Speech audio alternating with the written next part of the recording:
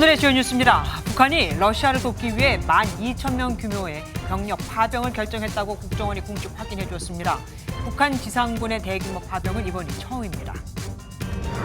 이창수 서울중앙지검장이 도이치모터스 관련한 김건희 여사 수사에선 압수수색 영장을 청구하지 않았다고 밝혔습니다. 검찰이 어제 김 여사를 불기소 처분하며 법원에서 영장이 기각됐다고 밝힌 것과 배치 논란이 일었습니다. 음주운전 사고를 낸 문재인 전 대통령의 딸 문다혜 씨가 사고 13일 만에 경찰 출석에 조사를 받았습니다. 다혜 씨는 부끄럽고 죄송하다며 사과문도 공개했습니다. 이스라엘군이 하마스의 최고 정치 지도자 야히야 시누아르를 사살했습니다. 네타냐후 총리는 전쟁은 아직 끝나지 않았다고 밝힌 가운데 이란도 항전을 경고했습니다.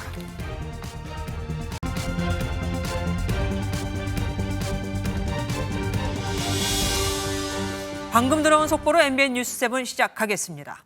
최근 북한이 러시아를 도와 우크라이나의 전쟁에 파병을 했다는 외신 보도가 있다면서 진실 공방이 벌어졌었죠.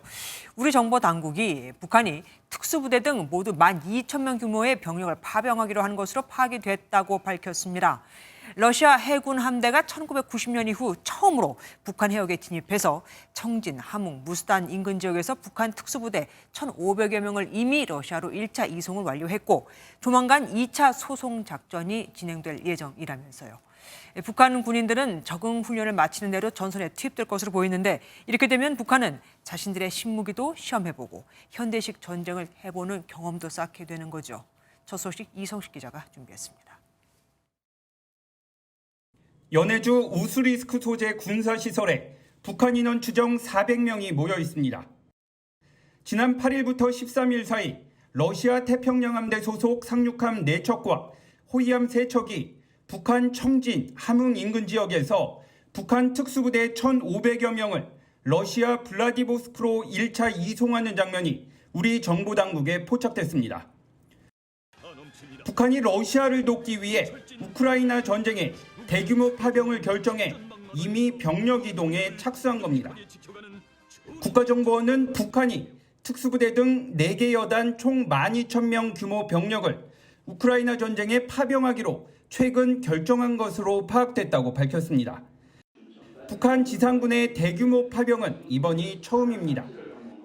러시아와 북한의 어떤 거의 군사 동맹에 버금가는 그런 어떤 이 상호 러브 협약을 맺고 있기 때문에 추가 파병을 할 가능성이 매우 높다. 윤석열 대통령은 국가안보실과 국방부, 국가정보원 관계자와 북한군의 러시아 파병에 대한 긴급 안보회의를 열었습니다. 대통령실은 참석자들이 러브 군사밀착이 실질적 파병으로까지 이어진 현 상황이 우리나라는 물론 국제사회를 향한 중대한 안보 위협이라는 점에 인식을 같이 했다고 밝혔습니다. 그러면서 국제사회와 공동으로 가용한 모든 수단을 동원해 대응해 나가기로 했습니다. MBN 뉴스 이성식입니다. 북대서양 조약기구 나토 가입에 하려다가 러시아의 침공까지 받았지만 나토에선 우크라이나를 받아주지 않고 있죠. 젤렌스키 우크라이나 대통령이 최후의 수단으로 핵무기 개발 카드를 꺼내들었습니다. 나토 가입이 안 된다면 결국 핵무장을 택할 수밖에 없다면서 압박하고 나선 겁니다. 윤지원 기자입니다. 젤렌스키 우크라이나 대통령이 기자회견에서 핵무기 개발 가능성을 언급했습니다. Який же вихід? Або у України буде ядерна зброя, і тоді це для нас захист. Або ми повинні мати якийсь альянс. Окрім НАТО, на сьогодні ми не знаємо дієві альянси. 나토 가입을 핵심으로 하는 승리 계획을 서방에 호소하고 있지만 번번이 좌절되자 핵무장론을 꺼낸 겁니다. 그러면서 지난달 방미 당시 도널드 트럼프 전 미국 대통령도 정당한 주장이라고 반응했다고 주장했습니다. 우크라이나는 과거 세계에서 3번째로 많은 핵무기를 보유했지만 1994년 부다페스트 양해각서를 체결하며 핵무기를 모두 러시아에 넘겼습니다. 젤렌스키 대통령은 핵 방패를 잃었기 때문에 침략당했다며 나토가 방패가 돼줘야 한다는 취지로 가입 승인을 압박했습니다. 하지만 나토는 회원국 간 논의할 문제라는 원론적인 입장을 고수했습니다. I look forward to the day that Ukraine is here as a member of this alliance. And until then, we will continue to do all that we can to ensure Ukraine prevails. 우크라이나의 나토 가입은 나토 회원국들과 러시아와의 긴장 고조, 나아가 직접적인 충돌로까지 확대될 수 있어 서방 주요국들은 우크라이나의 나토 가입에 반대하고 있습니다. MBN 뉴스 윤지원입니다. 김정은 위원장은 이곳에서 군사행동 계획을 점검했다는데 이 군사행동 계획이라는 건 뭘까요? MBN 취재 결과 전시에 수뇌부가 공격받아 연락이 단절됐을 때를 대비한 독자 행동 등 적을 분산시키기 위한 전술 등이 포함된 것으로 확인됐습니다. 구체적인 전쟁 시나리오를 김 위원장이 꼼꼼히 살펴봤다는 점에서 심상치는 않아 보입니다. 김세희 기자가 단독 취재했습니다. 김정은 북한 국무위원장은 이번 방문에서 대연합부대 군사행동계획 중요 문건을 점검했습니다. 그런데 군사행동계획 문건에는 군사 지시를 내리는 수뇌부와 연락이 끊겼을 때 독자적으로 공격할 수 있게 한 기밀 지침도 포함돼 있습니다. 북한의 모든 부대가 유사시 자체 대응을 할 수 있도록 한 건데 구소련전법을 차용한 것으로 전해졌습니다. 구체적으로는 수뇌부에 공격이 몰렸을 때 후방에서 새로운 제2전선을 만들라는 내용이 담겨 있는 것으로 전해집니다. 적의 뒤쪽을 교란시켜 수뇌부로 쏠린 공격을 분산하는 겁니다.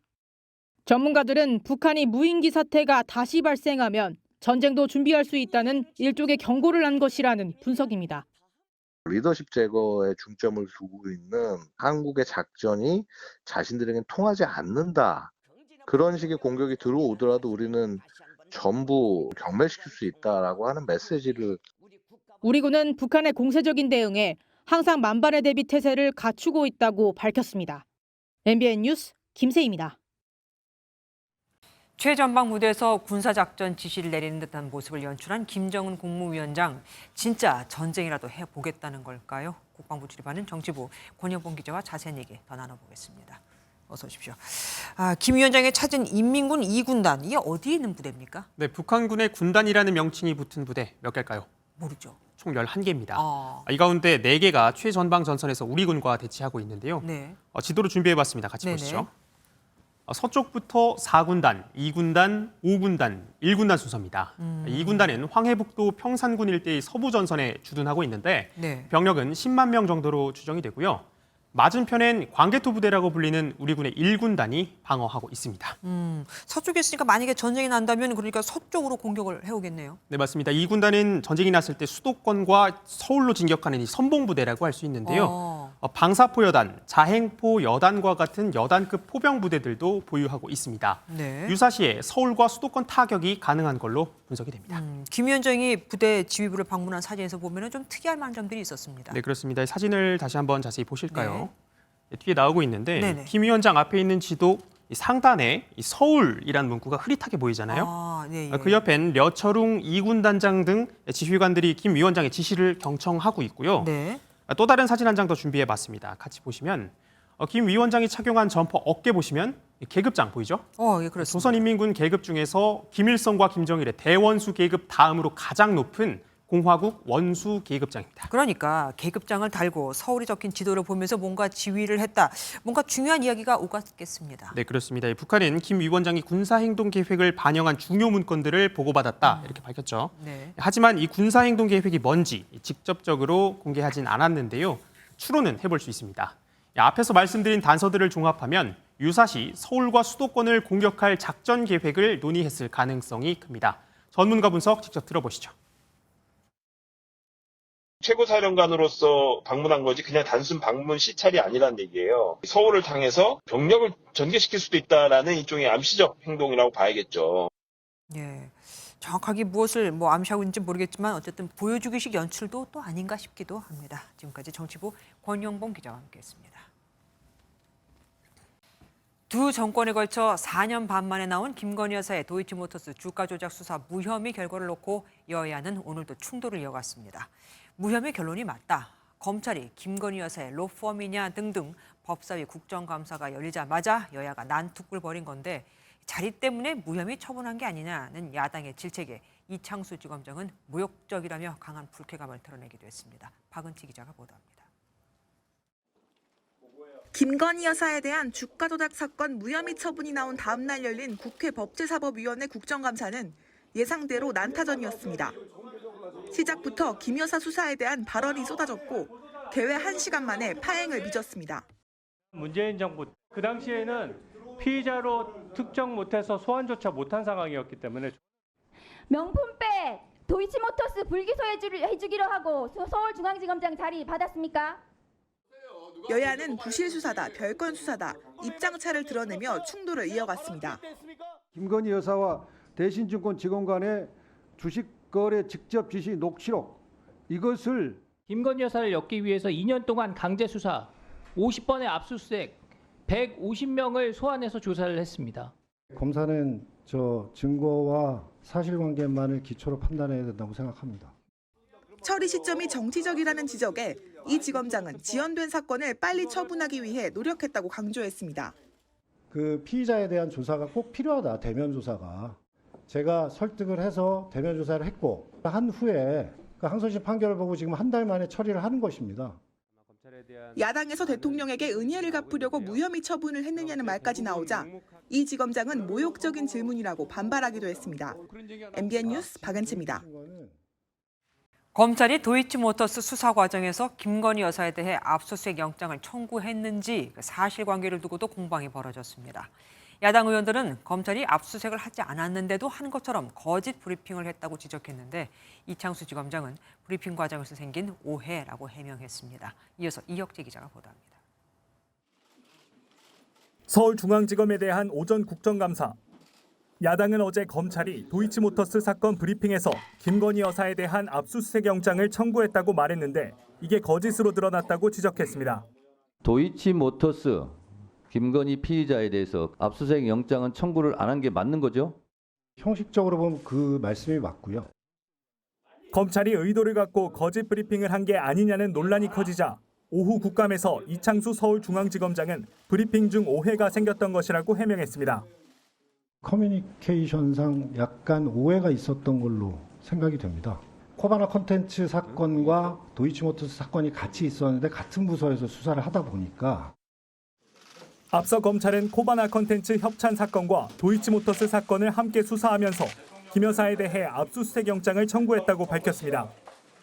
정확히는 도이치모터스 사건이 아닌 코바나 컨텐츠 사건에 대한 영장이란 걸 설명하려 했다는 건데 이 과정에서 발생한 오해라는 겁니다. 검찰은 브리핑 당시 김 여사처럼 일반 전주들에 대해서는 영장을 청구하지 않았다는 사실도 언급했다며 거짓 브리핑이 아니라고 해명했습니다. 하지만 더불어민주당은 검찰이 김 여사에게 영장조차 청구하지 않고 면죄부를 상납했다고 강하게 비판했습니다. MBN 뉴스 이혁재입니다. 더불어민주당은 검찰의 김건희 여사 불기소 처분을 고리로 정권을 향한 공세에 더욱더 고삐를 쬐고 있습니다. 이재명 대표는 대한민국의 법치가 사망 선고를 받았다고 직격했고 지도부에서는 윤석열 대통령의 하야 요구까지 나왔거든요. 또 김 여사를 겨냥한 투트랙 특검 추진과 함께 롱패딩을 준비하겠다고도 했습니다. 겨울 장외 투쟁까지 예고한 겁니다. 서영수 기자입니다. 이재명 민주당 대표는 김건희 여사를 불기소 처분한 검찰을 향해 작심 비판을 쏟아냈습니다. 어제는 대한민국 법치 사망 선고일입니다. 도덕을 지키라고 월급 주면서 경비를 고용했더니 이 경비들이 떼도둑이 돼가지고 곡간을 털었습니다. 이제 주인이 행동으로 나설 것입니다. 불기소 처분을 계기로 민주당의 비판 강도도 확 높아졌습니다. 지도부 회의에서는 윤석열 대통령을 향한 하야 요구까지 나왔습니다. 들불처럼 타오르는 국민의 탄핵 요구 감당할 수 있겠습니까? 지금 윤 대통령의 유일한 선택지는 스스로 대통령직에서 물러나는 하야입니다. 민주당은 11월 처리를 목표로 한 김건희 여사 특검과 상설특검, 이른바 투트랙 특검에 더해 장외투쟁 카드까지 꺼냈습니다. 11월 2일 토요일 김건희 규탄 범국민대회를 시작으로 김건희 정권에 대한 성남 민심을 확인시켜 드리겠습니다. 여론을 통한 압박으로 세 번째 특검법만큼은 윤 대통령의 거부권과 국회 재표결 문턱을 뚫겠다는 의도로 풀이됩니다. MBN 뉴스 서영수입니다. 국민의힘 분위기는 어떨까요? 김건희 여사 문제에 대해 줄곧 국민 눈높이를 강조해온 한동훈 대표는 하지만 민주당의 특검법에 대해서는 선을 그었습니다. 당내에선 적시된 의혹이 또 늘어났다. 이런 식으로 이재명 특검법을 만들면 13건이 아니라 130건으로 수사 대상을 만들 수도 있을 것이라는 반발도 나왔습니다. 이어서 김지영 기자가 보도합니다. 국민의힘은 민주당의 김건희 특검 총공세에 한 목소리로 맞대응했습니다. 김 여사 문제를 두고 대통령실과 각을 세운 한동훈 대표도 민주당의 특검법에는 선을 그었습니다. 가능성, 현실성 없는 것들을 반복하고 있잖아요. 저런 행태에 대해서도 국민들께서 비판하실 거다라고 생각합니다. 진실 규명을 위한 특검이 아닌 대통령의 거부권을 유도하는 정치 공세 수단이라고 일축한 겁니다. 당내에서도 이재명 대표 방탄용이자 대통령 탄핵 정국 조성을 위한 악법이라는 비판이 터져나왔습니다. 김건희 여사의 무혐의 결론은 그동안 민주당이 자행한 무분별하고 무책임한 정치 공세가 유죄라는 것을 반증합니다. 민주당은 즉시 사과해야 할 것입니다. 다음 주 윤석열 대통령과 한 대표의 회동을 앞둔 만큼 이견을 표출하며 당장 분열로 치닫지는 않은 것으로 보입니다. 친한계 한 의원은 회동 이후 상황을 예단하기는 어렵다면서도 김 여사 우려가 얼마나 해소되느냐가 중요하다고 말했습니다. 윤 대통령과 한 대표의 회동 결과에 따라 김건희 특검법을 둘러싼 당내 갈등이 분출될 가능성도 나옵니다. MBN 뉴스 김지영입니다. 김건희 여사 불기소 결정이 나온 직후 검찰총장 탄핵을 거론한 더불어민주당이 그 추진 절차에 본격적으로 착수했습니다. 23년 만에 검찰총장 탄핵 추진인데 민주당이 국회 과반 이상인 만큼 일단 국회 문턱은 무난하게 넘겠죠. 이병주 기자입니다. 검찰이 김건희 여사 불기소 결론을 내린 직후 검찰총장 탄핵 카드를 꺼내든 민주당이 이튿날부터 본격적인 행동에 나섰습니다. 검찰총장 등에 대한 탄핵에 대해서 지도부 차원에서 공유가 있었고 진행하는 것으로 결론을 냈고 그 절차와 시기 이거에 대해서는 이제 계속적으로 원내와 협의해서도. 민주당은 소속 의원 전원 이름으로 국민을 대신해 범죄 은폐 공범들을 탄핵하겠다고 엄포를 놨습니다.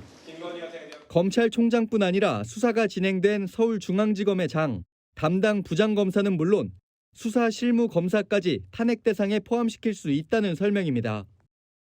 김건희 씨는 불소추 특권을 누리는 실질적인 대통령이 되었고 검찰은 김 씨가 물라면 물고 놓으라면 놓는 권력의 충견이 되었습니다. 검찰총장을 상대로 한 탄핵 추진은 DJ 정부 이후 23년 만에 처음으로 앞선 6차례의 탄핵안은 모두 국회 문턱을 넘지 못했었습니다. 검찰총장 탄핵도 일반 검사 탄핵과 마찬가지로 재적의원 과반의 찬성이 있으면 의결되는 만큼 170석을 보유한 민주당 뜻대로 통과될 전망입니다. 탄핵안의 국회 통과 시기는 김 여사 특검법과 국정조사 추진 일정 등을 고려해 결정할 것으로 보이는데 검찰을 향한 민주당의 압박 수위는 더욱 높아질 전망입니다. MBN 뉴스 이병주입니다. 검찰총장 탄핵 추진에 국민의힘은 광란의 탄핵 칼춤을 중단하라고 직격했습니다. 이재명 대표 수사에 대한 보복이라고도 강조했죠. 법사위 국감에서도 민주당의 잇따른 검사 탄핵에 관한 비판이 이어졌는데 수원지검장은 공정하지 않다며 불쾌한 기색을 내비치기도 했습니다. 김태희 기자가 보도합니다. 한동훈 대표는 민주당의 검찰총장 탄핵 추진에 대해 또 탄핵이냐며 민주당의 대응을 평가절하했습니다. 더불어민주당이 탄핵하지 않는 공무원이 어디 있습니까? 다 하고 있지 않나요? 저 법무부 장관한테는 왜 말만 하고 탄핵 안 했는지 모르겠어요. 국민의힘은 민주당의 탄핵 중독이 극에 달했다며 검찰총장 탄핵은 이재명 대표 수사에 대한 보복이라고 강조했습니다. 이 대표 사법 리스크 방탄을 위해 민주당 의원들의 입법 폭주가 도를 넘어도 한참 넘었습니다. 헌정 질서를 파괴하고 민생을 무너뜨리는 광란의 탄핵 칼춤 당장 중단하십시오.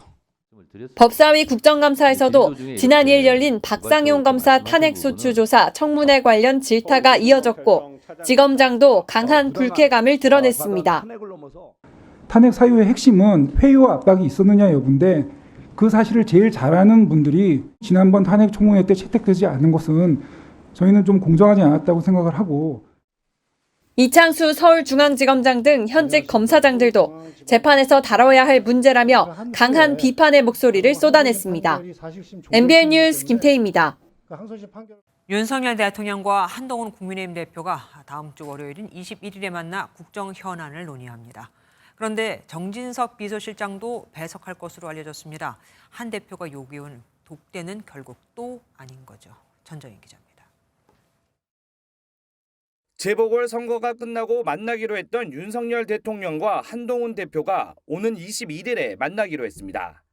대통령실은 윤 대통령은 다음 주 월요일 오후 4시 30분에 용산 대통령실에서 한 대표와 면담을 가질 예정이라고 밝혔습니다. 면담 자리에는 정진석 비서실장이 배석할 것으로 알려져 한 대표가 요구해온 독대는 이루어지지 않을 것으로 보입니다. 독대가 아니라 다른 사람들이 뛰더라도 만남 가는 거 아니겠습니까? 중요한 건 국민을 위해서 어떤 성과를 내느냐입니다. 구체적인 면담 장소는 아직 정해지지 않았고 대화에 집중하기 위해 오찬이나 만찬 대신 차담을 진행하기로 한 것으로 전해졌습니다. 양측은 또 의제에 제한을 두지 않고 논의할 방침인 것으로 알려졌습니다. 한 대표는 면담 일정이 발표된 뒤 변화와 쇄신의 필요성 그리고 민생 현안들에 대해 충분히 논의하겠다고 밝혔습니다. 그동안 주장해온 김건희 여사의 활동 중단과 인적 쇄신, 의혹 규명 협조 등 김 여사 관련 3대 조치를 면담에서 직접 요구할 것으로 보입니다. 의정 갈등 문제나 수평적 당정 관계 등도 의제로 오를 것으로 예상됩니다. 어렵게 성사된 이번 면담에서 윤 대통령이 한 대표의 요구를 얼마나 수용할지가 회동의 성패를 결정할 핵심 관건이 될 전망입니다. MBN 뉴스 전정인입니다. 국회팀 장명훈 기자와 김건희 여사를 둘러싼 정치권 상황 더 짚어보도록 하겠습니다. 장 기자, 민주당이 이제 본격적으로 다시 공세에 나섰습니다. 그런데 이게 예상보다 좀 타이밍이 빨라진 거죠? 네, 맞습니다. 민주당은 당초 국정감사에서 나온 각종 의혹을 포함해서 다음 달 김건희 여사 특검법을 발의할 예정이었는데요. 한 달 정도 스케줄을 앞당겼습니다. 하루가 멀다 하고 명태균 씨 의혹이 쏟아지고 있고요. 결정적으로 검찰이 김 여사의 도이치모터스 주가 조작 의혹에 대해서 불기소 처분을 내리면서 여론몰이를 하겠다는 전략으로 보입니다. 그러니까 김 여사에 대한 국민적 분노가 막 극에 달아있을 때 네. 지금이 적기다 뭐 이렇게 판단을 한 것 같습니다. 네, 맞습니다. 오늘 나온 여론조사 결과를 보면요. 대통령 지지율은 22%로 여전히 지지부진한 상황입니다. 네. 주목할 부분은요. 부정평가의 이유인데요. 네. 민생, 경제, 물가에 이어서 두 번째로 비중이 큰 게 김건희 여사 문제입니다. 3주 전보다 무려 8%포인트나 급등했는데요. 그만큼 김 여사에 대한 여론이 악화된 걸로 봐야 할 겁니다. 김 여사 특검법 도입에 찬성한다는 응답도 63%에 달했습니다. 더불어민주당 이재명 대표 선고가 11월에 2건이나 있잖아요. 네. 이거를 염두에 둔 것도 같아요.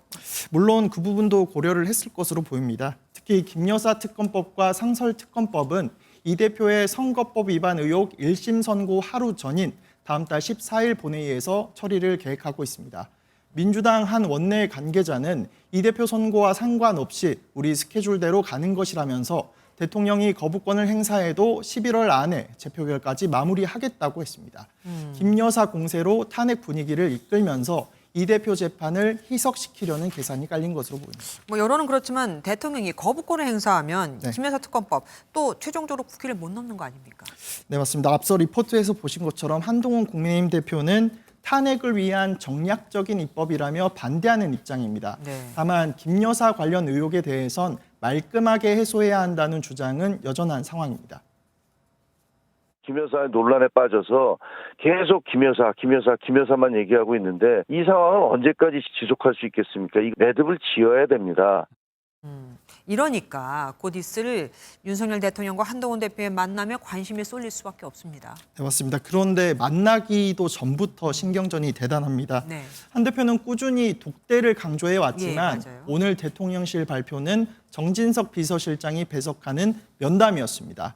또 오찬이나 만찬이 아니라 차담으로 진행하기로 했는데요. 대화에 집중하겠다는 건데 일각에서는 이를 두고 갈등의 골이 깊어진 상황에서 안 만날 수는 없으니 형식적인 만남이 될 것이라는 전망이 나옵니다. 하긴 대통령실에서는 뭐 독대라는 표현보다 또 면담이라는 표현을 쓰기도 했었습니다. 네. 어쨌든 만약에 이 만남이 빈손으로 끝나면 특검법 같은 건 어떻게 될까요? 한 대표의 요구사항이 모두 김 여사 관련이라서 전격 수용, 극적 합의 이런 것은 어려울 것이라는 게 중론이고요. 네네. 김 여사 문제가 해소되지 않고 계속 리스크로 남는다면 재표결 결과 장담할 수 없습니다. 뭐 예측 불허인데요. 거기에 대해서 대통령실에서 어떻게 반응을 하는지 거기에 따라서 상당히 많이 달라질 것 같습니다. 네, 친한계를 중심으로 8표 이탈 우려가 커지는 만큼 윤 대통령과 한 대표의 만남이 여권 분위기를 가를 분수령이 될 전망입니다. 대통령실은 이걸 또 신경 안 쓸 수가 없을 겁니다. 지금까지 장명훈 기자와 함께했습니다. 문재인 전 대통령의 딸 다혜 씨가 음주운전 사고 발생 13일 만에 경찰에 출석했습니다. 취재진 앞에 서선 부끄럽고 죄송하다며 거듭 고개를 숙였고 4시간 넘게 진행된 조사에서 대부분 혐의를 인정한 것으로도 전해졌습니다. 먼저 박혜빈 기자가 보도합니다. 검은색 정장 차림의 문다혜 씨가 고개를 숙인 채 계단을 올라옵니다. 음주운전 사고 뒤 13일 만에 경찰에 첫 출석한 다혜 씨. 취재진의 쏟아지는 질문에 굳은 표정으로 거듭 사과의 뜻을 밝혔습니다. 음주운전으로 경찰 조사 받으신데 한 말씀 부탁드립니다. 죄송합니다. 성실히 조사받겠습니다. 다혜 씨는 지난 5일 새벽 서울 이태원동에서 만취 상태로 운전하다 택시와 부딪힌 혐의를 받고 있습니다. 조사는 4시간 넘게 진행됐는데 다혜 씨는 대부분 혐의를 인정한 것으로 전해졌습니다. 혐의는 전부 다 인정하셨나요? 다혜 씨는 음주운전 외에도 신호위반과 불법 주정차 등 다른 교통법규를 위반한 혐의에 대해서도 조사를 받았습니다. 공개 사과문에서는 해서는 안 될 큰 잘못을 했다며 부끄럽고 죄송하다고 밝혔습니다. 그러면서 기사님께서 신고해 주신 덕분에 운전을 멈추고 더 큰 사고를 피할 수 있었다고 생각한다며 몸을 낮췄습니다. 다혜 씨가 음주운전 혐의를 모두 인정한 만큼 경찰은 추가 소환 조사 없이 검찰에 넘길 것으로 보입니다. MBN 뉴스 박혜빈입니다. 문다혜 씨는 사고 당일 비틀거리거나 남의 차량 문을 열려고 하는 등 술에 취한 상황에서도 운전대를 잡았죠. 사고를 당한 택시기사가 상해 진단서를 내지 않았다는데 그럼 음주운전을 하다가 사고까지 냈음에도 단순 음주운전으로만 처리가 되는 걸까요? 장동건 기자가 알아봤습니다. 접촉사고를 낸 지난 5일 새벽. 문다혜 씨는 만취한 채 서울 이태원동의 한 식당에서 소동을 빚다 쫓겨났습니다. 수고하고요. 내가 지한테 반말 들을 사람도 아닌데 나이가 시아버지하고 시아버지 나이한테 좋게 얘기하고 뭐하고는 다 해줬는데 3차까지 술자리를 마치고 나온 뒤에는 몸을 가누기 어려운 듯 전봇대에 기대 있거나 갈지자로 이동하고 남의 차량의 문을 열려 하기도 했습니다. 이처럼 CCTV 속 다혜 씨는 음주 정황이 뚜렷했고 운전대를 잡은 뒤 결국 택시와 부딪히는 사고를 냈습니다. 당시 측정된 혈중 알코올 농도는 0.149%. 택시기사는 목 부위를 다친 것으로 알려지면서 위험운전 치상 혐의가 적용될 가능성이 제기됐습니다. 현행법상 만취 운전을 하다 다른 사람에게 상해를 입히면 최대 15년 이하의 징역 또는 3천만 원 이하의 벌금에 처해져 단순 음주운전보다 형량이 높습니다. 하지만 다혜 씨는 경찰 출석 일정을 조율하는 13일 동안 변호인을 선임하고 피해 택시기사에게 자필 사과문을 보내 합의한 것으로 알려졌습니다. 진단서를 아예 경찰에 제출하지 않겠다고 그렇게 합의를 봤으면은 뭐 상해를 안 당했다고 주장할 수가 있거든요. 피해 택시기사가 경찰에 상해 진단서를 제출하지 않으면서 현재까지는 다혜 씨에게 음주운전 혐의만 적용될 가능성이 커졌습니다. MBN 뉴스 장동건입니다. 북한이 보내는 쓰레기 풍선과 대남 확성기 소음으로 접경지 주민들의 고통은 이만저만이 아닙니다. 불면증과 신경증 등에 시달리며 약을 먹어야 하는 주민들까지 나오고 있습니다. 장덕진 기자가 취재했습니다. 민통선 안쪽에 있는 한 마을입니다. 한적한 농촌에서 기계가 돌아가는 듯한 굉음이 계속해서 들립니다. 밤에는 상황이 더 나빠집니다. 정체불명의 소리와 함께 노래도 들리는데 소름이 돋을 정도로 불쾌합니다. 참다 못한 주민 수십 명이 피해를 알리기 위해 모였습니다. 탱크 소리 아니면은 그냥 늑대 같은 거 그냥 큰 짐승 소리 뭐 오만 가지 다 나고요. 이 귀에다 대고 하는 것 같아요. 직접 아주. 심지어 약을 먹는 주민까지 있습니다. 저희들 약 먹어요. 저도 그저께 병원 가서 고대책에 밥도 먹을 수도 없죠. 입맛도 없지, 어지럽지, 속이 메시껍지. 잠을 자야 사람이 살지. 더들 말고 잠만 잤으면 좋겠어요. 사는 게 아니고 머리에서 소리가 나고. 주민들은 남북 간 상호 풍선 부양과 소음 방송 송출이 끝나기만을 간절히 바라고 있습니다. 하지만 한 납북자 단체가 다음 주에 대북 전단 살포를 예고하면서 접경지의 긴장은 계속되고 있습니다. 경기도와 파주시는 전단 살포를 금지하고 단속에 나선다고 밝혔습니다. MBN 뉴스 장덕진입니다. 환자를 차별하는 용어라며 의료계에서 자체 폐지한 병명이 다른 사람도 아닌 의사협회 회장에게서 나왔습니다. 대통령실 인사를 비난하며 정신분열증 환자의 멍소리라고 한 건데 정신분열증은 지금은 조현병으로 순화해서 부르게 하고 있죠. 의료계 내부는 물론 환자들도 선을 크게 넘었다고 목소리를 높이고 있습니다. 안병수 기자입니다. 의정 갈등 국면에서 정부와 국회, 사법부를 향한 도넘은 발언으로 수차례 물의를 빚었던 임현택 대한의사협회장. 이번에는 환자 비하 논란에 휩싸였습니다. 임 회장은 자신의 SNS에 장상윤 대통령실 사회수석의 실명을 거론하며 정신분열증 환자라고 거칠게 비난했습니다. 의대 증원에도 분반 등으로 대비하면 교육이 가능하다는 대통령실 고위 관계자의 언론 보도 발언을 비판하며 발언자가 장수석이라고 주장했습니다. 문제는 정신분열증이 환자 차별과 인권 침해 소지가 있다는 이유로 2011년 의료계가 폐지한 용어라는 겁니다. 임 회장은 뒤늦게 글을 삭제하고 사과문을 올렸지만 비판 여론은 의료계 안팎에서 뜨겁습니다. 한 정신과 전문의는 MBN 통화에서 임 회장은 사회적으로 공인에 가깝다며 환자들에게 모욕적인 표현은 주의했어야 했다고 지적했습니다. 모욕을 당한 당사자인 환자들에게도 공분을 샀습니다. 정신장애인에 대한 인식이 전혀 없다라고 저는 생각을 하거든요. 그래서 회장직을 내려놔야 되는 게 맞지 않을까. 앞서 임 회장은 의료사고 유죄 판결을 내린 판사의 제정신이냐고 비난했고 정관계 인사들을 향해서도 막말 파문을 일으켰습니다. 의료계 전체 이미지를 깎는다는 내부 비판에도 직면해 있습니다.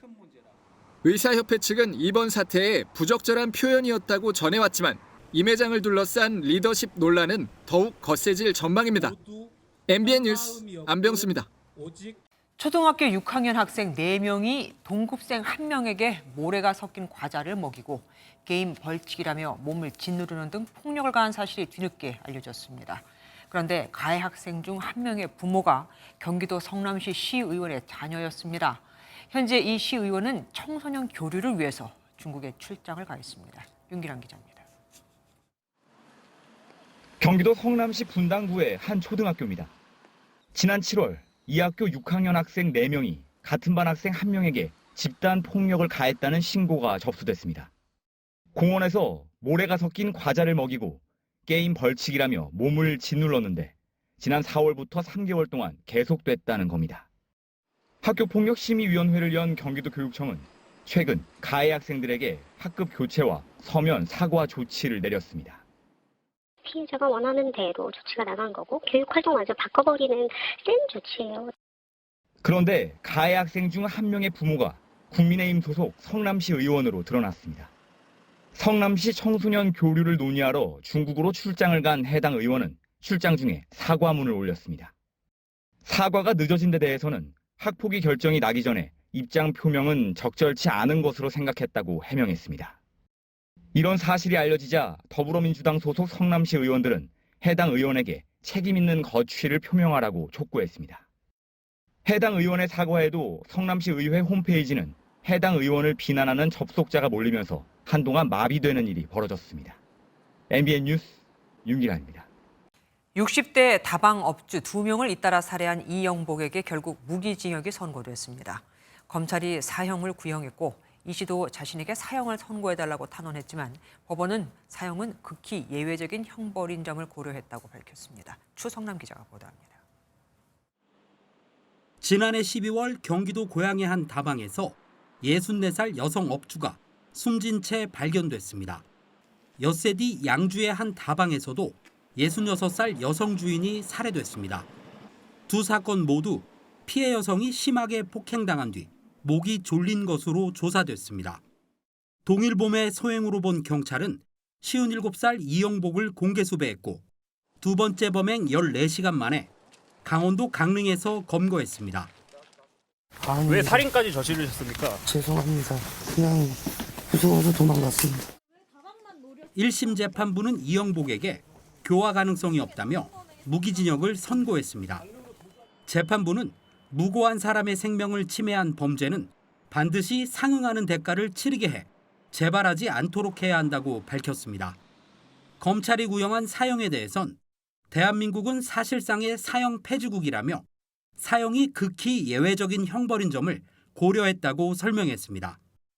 이영복은 최후 변론에서 자신이 사형 선고를 받는 것은 당연하다며 피해자와 유가족에게 진심으로 죄송하다고 말했습니다. 하지만 무기징역 선고가 나오자 방청석에서는 사람을 2명이나 죽였는데 사형이 아닌 무기징역이냐며 격한 반응이 나왔습니다.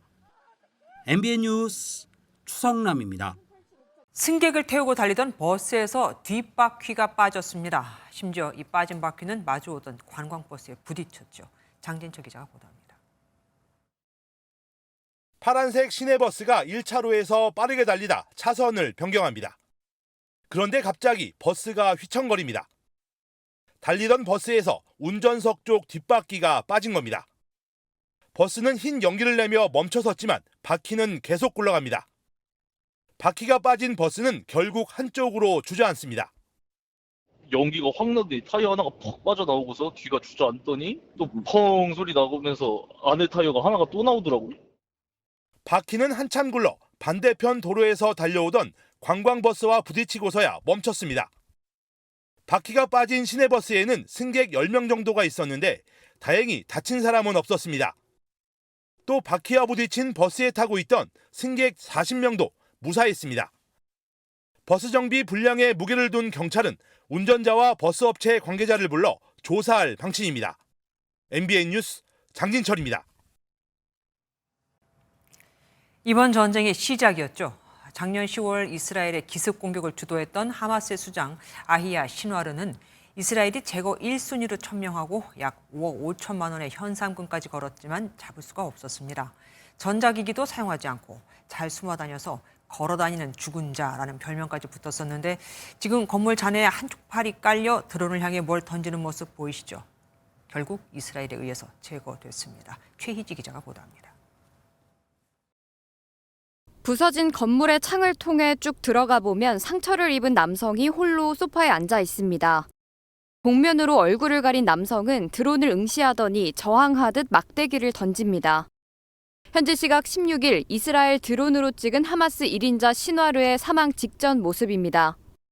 מדינת ישראל סגרה היום חשבון ארוך שנים עם יחיא סנוואר, רוצח ומחבל שפל. 이스라엘은 총격전 이후 발견한 시신 3구 중에 한 구가 신와르라는 걸 확인했습니다. השיניים המתנדבים של משטרת ישראל בעצם מקבלים מהשטח תמונות של השיניים שלו ומשווים לנתונים קודמים שיש לנו ומוודאים כך זיהוי חד דרכי של יחיא סנוואר. 신와르는 이스라엘군의 제거 1순위 표적으로 가자 전쟁의 상징과도 같은 인물입니다. 때문에 이스라엘 내부에서는 가자 전쟁의 목표가 상당 부분 달성됐다는 자평도 나옵니다. It's the beginning of the end. This war can end tomorrow. 그러면서도 이스라엘 인질들이 모두 돌아올 때까지 전쟁은 계속될 것이라고 밝혔습니다. 저항의 축을 이끄는 이란은 저항이 거세질 것이라며 보복을 시사했고 헤즈볼라도 확전을 선언해 당분간 포성은 계속될 전망입니다. 만일의 사태에 대비해 하마스는 해외 조직 책임자 칼레드 마샤를 새로운 1인자로 임명하는 등 빠르게 조직 재정비에 나서고 있습니다. MBN 뉴스 최희지입니다. 그런가 하면 미군의 대표적인 전략 자산인 스텔스 전략 폭격기가 예멘의 친이란 반군 후티 공격에 동원됐습니다. 서로 보복에 또 재보복을 반복하고 있는 이스라엘과 이란. 이스라엘이 얘기해봤자 소용이 없어서인 걸까요? 이번엔 이란 측을 향해 재보복을 억제하려는 겁니다. 최중락 기자가 보도합니다. 적의 레이더에 포착되지 않도록 만들어진 미군의 최첨단 전투기 B-2 스텔스 전략 폭격기, 예멘의 친이란 반군 후티를 겨냥한 대대적인 공습에 동원됐습니다. 미 국방부는 반군 통제 지역에 있는 지하 무기고 5곳을 정밀 폭격했다고 밝혔습니다. Announced last evening, U.S. military forces, including U.S. Air Force B-2 bombers, conducted precision strikes against 5 hardened underground weapons storage locations in Houthi-controlled areas of Yemen.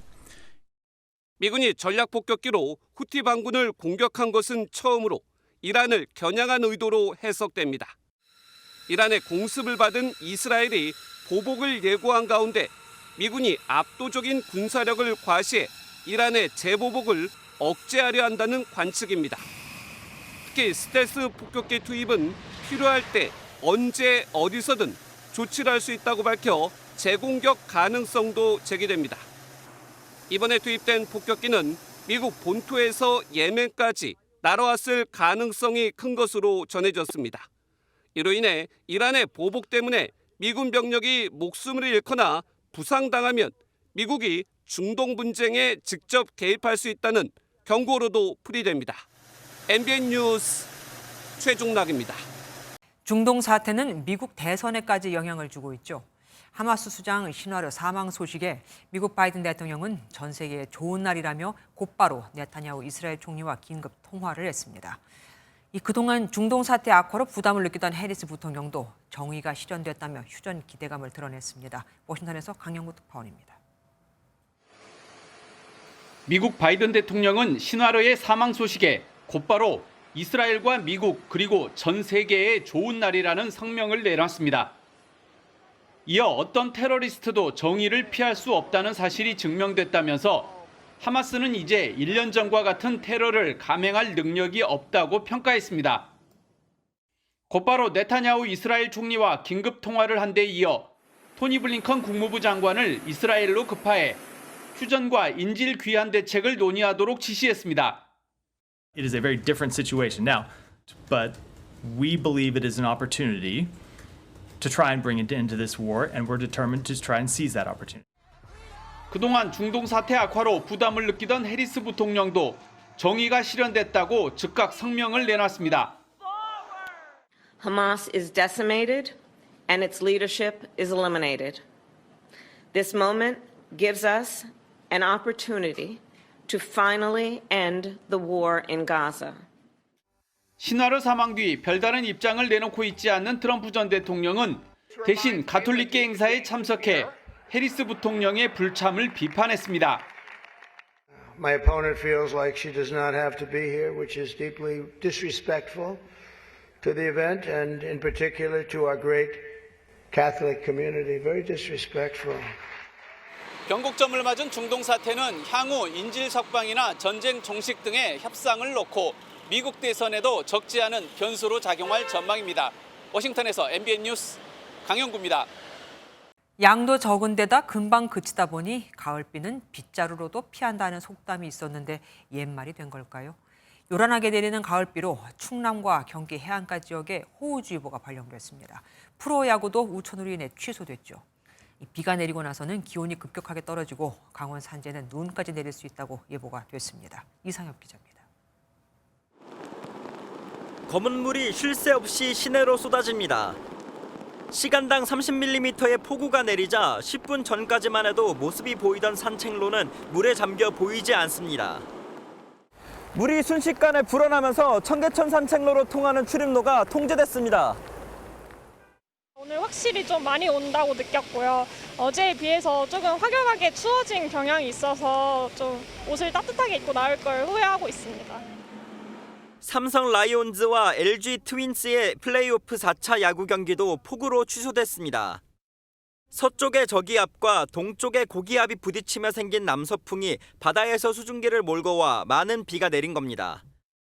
내일까지 수도권엔 최대 60mm의 비가 내리겠고 강원도 산간 지역엔 120mm의 비가 쏟아질 수도 있습니다. 비는 내일 오전 그칠 전망인데 비구름이 물러난 뒤엔 기온이 뚝 떨어지겠습니다. 모레 서울은 아침 기온이 8도까지 내려가고 파주는 5도까지 내려가겠습니다. 비가 그치고 북쪽에서 찬 공기가 남하하면서 일요일 아침 기온은 대부분 내륙에서 10도 이하로 떨어지겠습니다. 강원 산간 지역에서는 첫눈이 내릴 수 있어 대비가 필요합니다. MBN 뉴스 이상입입니다. 코로나19는 끝났지만 호흡기 질환 유행은 계속되고 있습니다. 마이코플라즈마 폐렴 입원 환자가 2만 명을 넘어섰거든요. 초기에는 항생제만으로도 치료가 잘 되지만 그 치료 시기를 넘기면 중증 폐렴이 될 수 있는 만큼 편절기 감기라고 생각해서 가볍게 넘기시면 절대 안 됩니다. 신용수 기자가 취재했습니다. 12살 난 아들이 기침을 해서 병원을 찾은 보호자. 단순 감기인 줄 알았는데 마이코플라스마 폐렴이 의심돼 입원했습니다. 폐사진 보고서는 큰 병원 가보자고 얘기하셔가지고 그래서 약도 먹고 했는데 생각보다 오래 가서. 올해 마이코플라스마 폐렴은 말 그대로 역대급 유행을 이어가고 있습니다. 지난주 마이코플라스마 폐렴 입원 환자는 1,001명으로 지난해 같은 기간보다 11배나 늘었습니다. 개학 시기인 8월 중순 정점을 찍은 뒤 올해에만 2만 명 이상이 입원했습니다. 환절기에는 감기로 오해하기 쉬운데 발열과 두통, 인후통 등 초기 증상은 비슷하나 기침이 2주 이상 지속하는 게 특징입니다. 치료 시기를 놓치면 중증 폐렴으로 번지며 뇌수막염, 심내막염 등 후유증을 동반할 수 있습니다. 최근에는 일반적인 항생제에 듣지 않는 항생제 불응성 마이코플라즈마 폐렴균이 대유행을 하고 있기 때문에 보통 72시간 약을 투여해도 열이 내리지 않고 증상이 악화된다면 폐렴 진단을 정확하게 받아보고 치료를 받는 것이 최대 2주에서 3주의 잠복기도 있는 만큼 주변에 폐렴 환자가 발생했다면 당분간 예의주시해야 합니다. MBN 뉴스 신용수입니다. 얼마 전 한국은행이 기준금리를 인하하면서 그럼 은행 대출금리도 내려가겠네 기대하신 분들 많죠. 그런데 정부가 가계대출을 잡으라고 은행권에 주문하면서 오히려 대출금리가 올라가고 있습니다. 덩달아 연체율도 또 올라가고 있고요.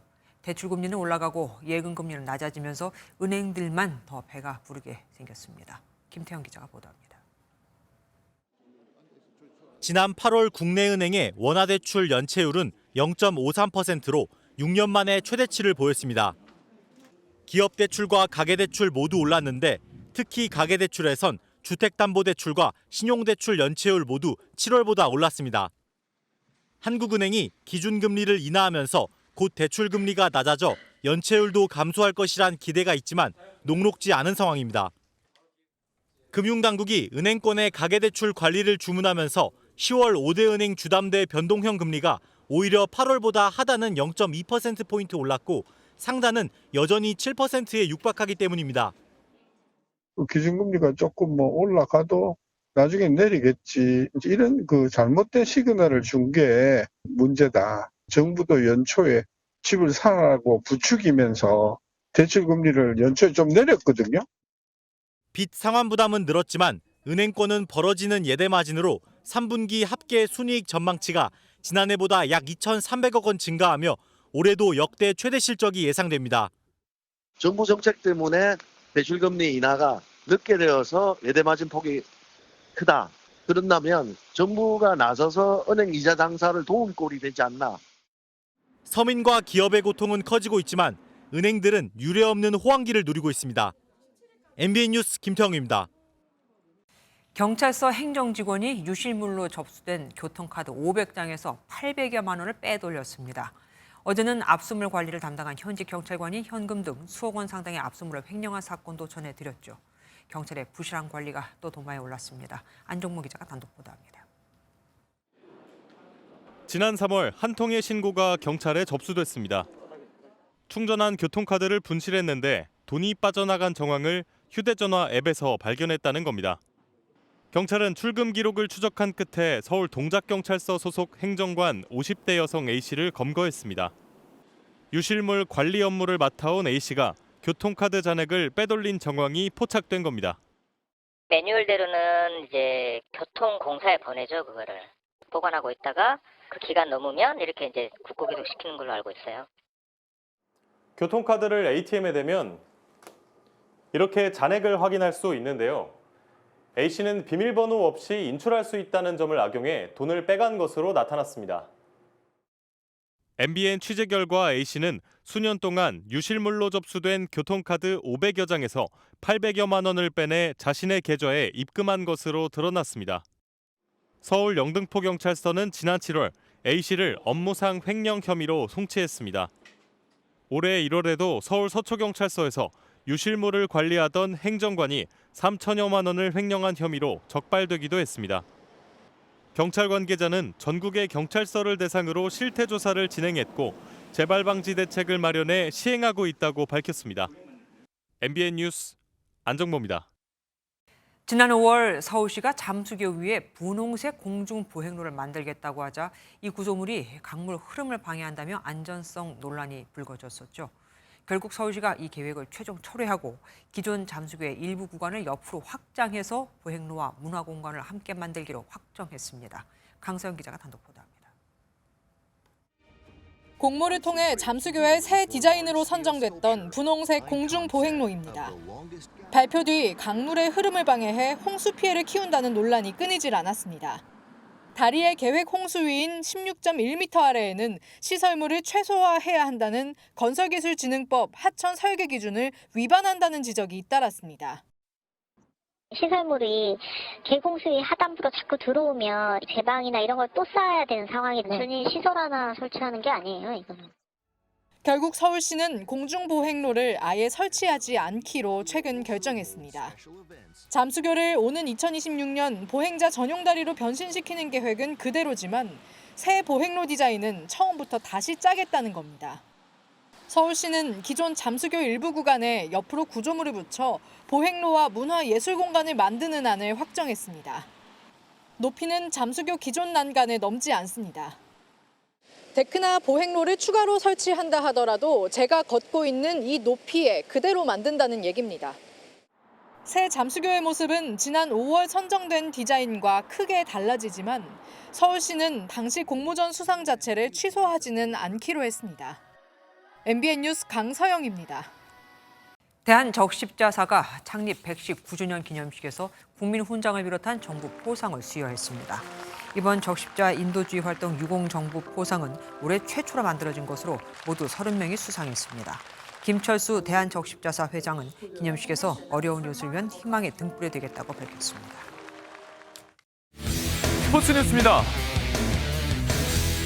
세계 축구 역사의 한 페이지를 장식한 전설들이 한국에 왔습니다.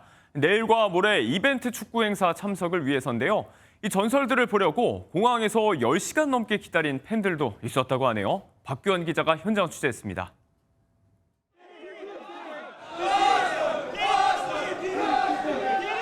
프리미어리그 아스널의 전설적인 공격수 티에리 앙리가 등장하자 팬들의 함성이 공항을 가득 메웁니다. 뒤이어 박지성의 맨유 동료였던 리오 퍼디난드, 네마냐 비디치 등 슈퍼스타들이 줄줄이 입국합니다. 아스날 팬이다 보니까 티에리 앙리 선수를 제일 응원하고 있습니다. 너무 설레요, 진짜. 여자친구랑 첫 데이트 때보다 설레요. 아침 한 7시 40반? 그 정도부터 와서 제가 원했던 선수분들을 순차적으로 만나 뵙고 있는 것 같아요. 8시간 정도 된 것 같아요. 네. 장거리 비행으로 쌓인 피로에도 전설들은 팬들의 사인 요청에 일일이 응하며 한참 동안 입국장에 머물렀습니다. 내일과 모레 서울 월드컵 경기장에서 열리는 이벤트 축구 행사에 참석하러 입국한 축구 전설들. 이번 이벤트 행사에는 앙리, 카카, 피를로 등 세계 축구 역사의 한 페이지를 화려하게 장식했던 슈퍼스타들이 총출동합니다.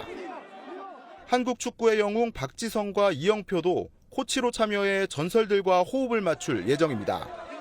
MBN 뉴스 박규원입니다. 햄스트링 부상으로 3주간 치료에 전념했던 토트넘의 손흥민이 팀 훈련에 복귀했습니다. 내일 밤 프리미어리그 웨스트햄전 출전이 유력한데요. 찰칵 세리머니 기대해봐도 될까요? 오늘의 장면입니다.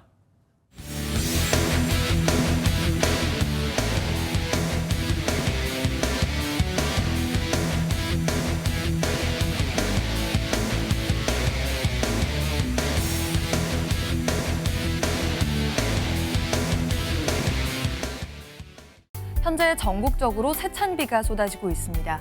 가을비치고 양이 상당한데요. 따라서 중부지방 곳곳으로는 호우특보가 발효 중입니다. 내일 아침까지 중부지방과 남해안을 중심으로는 돌풍과 천둥 번개를 동반해서 강하고 많은 비가 예상됩니다. 앞으로 강원 동해안을 따라서 120mm 이상, 강원 내륙과 충청, 부산과 경남 남해안에 80mm 이상의 비가 내리겠고요. 또 강원 산간 지역으로는 비가 눈으로 바뀌어 내릴 가능성이 있습니다. 비는 내일 오전에 서쪽부터 차츰 그치겠는데요. 비가 그친 뒤에는 찬바람이 강해지겠습니다. 휴일 아침에는 서울이 8도까지 떨어져 올가을 들어 가장 춥겠습니다. 자세한 지역별 내일 기온입니다. 중부지방은 서울이 16도로 출발해 한낮에 21도까지 오르겠습니다. 남부지방도 전주와 대구가 21도로 오늘보다 4에서 5도가량 낮아지겠습니다. 다음 주에도 비가 내릴 텐데요. 월요일 남부와 제주를 시작으로 화요일에는 전국에 비가 내릴 전망입니다. 내셨습니다.